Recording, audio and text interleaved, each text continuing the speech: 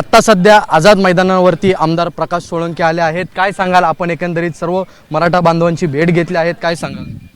अतिशय उत्साहानं सर्व आंदोलक या ठिकाणी आलेले आहेत. अजूनही मोठ्या संख्येनं आंदोलक उद्या या ठिकाणी जमा होतील. प्रचंड उत्साह आहे आणि ही मागणी पदरात पाडूनच इथून निघायचा असा संकल्प प्रत्येक आंदोलकाचा आहे. आपण पाहिलं असेल तर महानगरपालिकेकडून जी तयारी करायला पाहिजे होती, ज्या प्रकारे पाण्याची सोय असेल, त्याचबरोबर शौचालयाची सोय असेल, अशी देखील केलेली नाही आहे. या संदर्भात आपण कोणाला काही बोलणार आहात?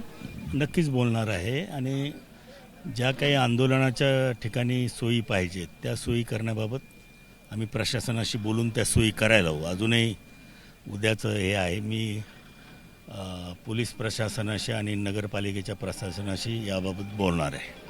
साहेब, एक शेवटचा प्रश्न असा आहे की आपण आमदार आहात, आपण ही जी भावना लक्षात घेतली आहे, या संदर्भात आपण मुख्यमंत्री असतील, उपमुख्यमंत्री असतील, यांच्याशी काही चर्चा करणार आहात का? नाही, अनेक वेळेला ती चर्चा झालेली आहे आणि समाजाच्या भावना त्यांच्यापर्यंत पोहोचवण्याचा प्रयत्न केलेला आहे. अनेक पत्रही आम्ही त्यांना दिलेली आहेत आणि ही आंदोलन अतिशय न्याय मागणी आहे, समाजाचा प्रश्न आहे. त्यामुळं ही मागणी लवकरात लवकर मान्य करून सरकारने हा तिढा सोडवावा हीच अपेक्षा आहे. आता यावेळेस आरक्षण मिळेल असं तुम्हाला वाटतं? आता लोकभावना लक्षात घेऊन तर असं वाटतं की मिळेल. जे काही प्रचंड लोक आज रस्त्यावरती आलेले आहेत त्याच्याकडे पाहून सरकारने लोकभावना लक्षात घेऊनच निर्णय घ्यायचे असतात आणि ते सरकार निश्चितपणानं घेईल. आज मुख्यमंत्री देवेंद्र फडणवीस यांनी एक असं वक्तव्य केलं आहे की या आधी अनेक मराठा मुख्यमंत्री झाले पण त्यांनी काहीच दिलं नाही, सर्वात जास्ती मराठा समाजासाठी कोणी दिलं असेल तर मी दिलं. ते योजना देखील सांगतात की या मी चालू केल्या. ते सत्य आहे, त्याच्या बाबतीत दुमत असायचं कारण नाही.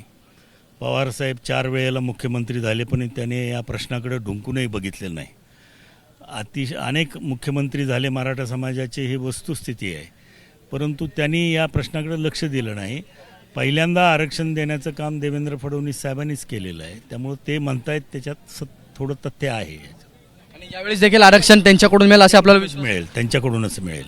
होते आपल्याबरोबर आमदार प्रकाश सोळंके, ज्यांनी सांगितलं आहे की यावेळेस जे आरक्षण आहे ते देखील देवेंद्र फडणवीसच देतील. कॅमेरामन प्रशांत मानेसह ईशान देशमुख, एबीपी माझा, मुंबई.